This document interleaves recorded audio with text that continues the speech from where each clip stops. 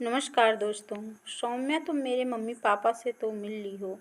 अब अपने घर वालों से हमारे रिश्ते के बारे में बात कब करोगी?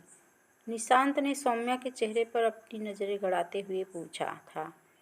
निशांत, तुम चिंता मत करो, मैं आज ही अपने मम्मी पापा से हमारे रिश्ते के बारे में बात करूंगी। पर मैं लड़की हूँ ना, इसलिए डर भी लग रहा है, कहीं घर वाले तैयार नहीं हुए तो। तुम एक बार बात करके देखो तो सही। अगर बात नहीं बनी तो मैं अपने घर वालों को भेजूंगा तुम्हारे घर पर हमारी शादी की बात करने, निशांत ने हिम्मत बढ़ाते हुए कहा। फिर दोनों कॉफ़ी कैफे से बाहर निकले और अपने अपने घर की ओर चल पड़े। सौम्या पूरे रास्ते एक ही बात सोच रही थी कि जब वो अपने मम्मी पापा से निशांत के बारे में बताएगी तो वो लोग क्या सोचेंगे। घर पर तो जैसे बम से फट जाएगा, पता नहीं क्या होगा आगे। वह घर पहुंची तो उसके मम्मी पापा दोनों पास बिल्कुल सामने ही सोफे पर बैठे मिले। सौम्या मन ही मन सोचने लगी कि इससे अच्छा मौका मुझे फिर कभी शायद नहीं मिलने वाला। हिम्मत करके अब मन में जो है वो बता देना चाहिए। माँ पापा, मुझे आप दोनों से एक ज़रूरी बात करनी है, सौम्या डरते डरते अपने पापा से बोली थी। हाँ हाँ बेटा, बोलो ना, क्या बात करनी है तुम्हें?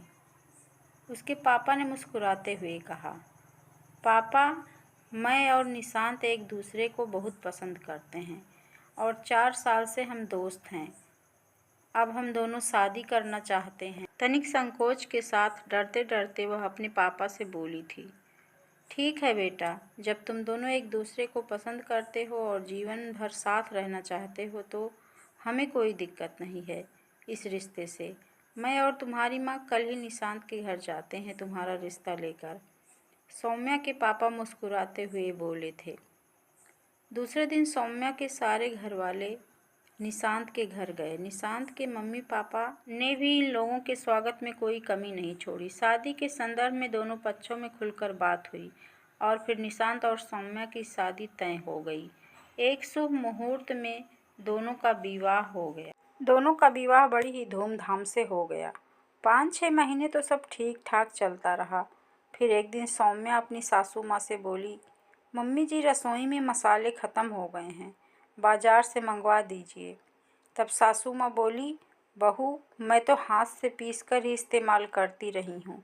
साबुत मसाले रसोई के डब्बे में रखे हैं, उसे सिलबट्टे पर पीस कर इस्तेमाल करो।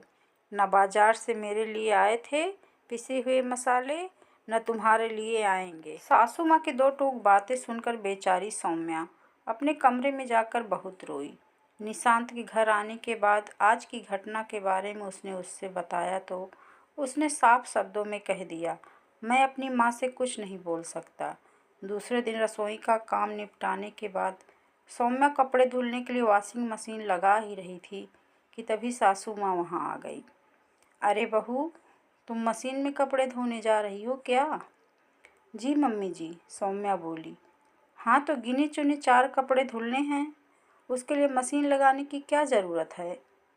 वो तो तुम हाथों से भी धो सकती हो। फालतू में बिजली फूकने के लिए क्यों तैयार बैठी रहती हो? सासू माँ ने कड़े स्वरों में कहा था। बेचारी सौम्या सुनकर अवाक सी रह गई थी। वह मन ही मन सोच रही थी कि ये कहाँ फंस गई हूँ मैं। वह रोने लगी। कुछ देर बाद शांत होते होते उसने ठान लिया था कि मम्मी जी की इस छोटी सोच को बदल कर ही रहूँगी मैं। दूसरे दिन सासू माँ के उठने से पहले ही सौम्या रसोई घर में गैस वाला चूल्हा हटाकर उसने वहाँ पर मिट्टी का चूल्हा रख लिया। उसने किसी से लकड़ी मंगवा ली और उसी से खाना बनाने लगी। जब सासू माँ सोकर उठी तो पूरे घर में धुआं ही धुआं देखकर उसको बहुत गुस्सा आया और रसोई में जाकर सौम्या पर चिल्लाने लगी। अरे बहू, ये तुमने क्या कर रखा है? पूरे घर को काला करोगी क्या? सौम्या की सासू माँ गुस्से में बोली थी। अभी तो वो सिर्फ चूल्हे के लिए ही चिल्ला रही थी। इतने में उनकी निगाह कोने में रखे जाने वाले फ्रिज पर गई। वहाँ फ्रिज की जगह पर मिट्टी की सुराही रखी हुई थी। फिर तो उनके गुस्से की कोई सीमा ही नहीं रही। तभी सौम्या उनसे लिपट कर प्यार से बोली, मम्मी जी, मैं यही तो आपको समझाने की कोशिश कर रही थी कि आज के समय में गैस चूल्हे पर खाना लोग इसलिए बनाते हैं जिससे समय की बचत होती है। फ्रिज में सामान इसलिए रखते हैं जिससे घर में रखे खाने पीने के सामान खराब ना हो। मैं आपका अपमान नहीं करना चाहती थी, पर आज के ज़माने के हिसाब से चलना सीखें तो बेहतर होगा। यह सब सुनकर उसकी सासू माँ की आंखों में आंसू आ गए। वह प्यार से उसके सर पर हाथ रख कर बोली, सही बोल रही है तू, मैं ही नहीं समझ पाई इन बातों को। आज से तुझे जैसे अपना घर चलाना है चला, मैं कभी कुछ नहीं बोलूँगी तुझे। दोस्तों, आपको यह कहानी कैसी लगी? अगर पसंद आई हो तो प्लीज़ हमारे चैनल को सब्सक्राइब करें, वीडियो को लाइक एंड शेयर करें। Thank you.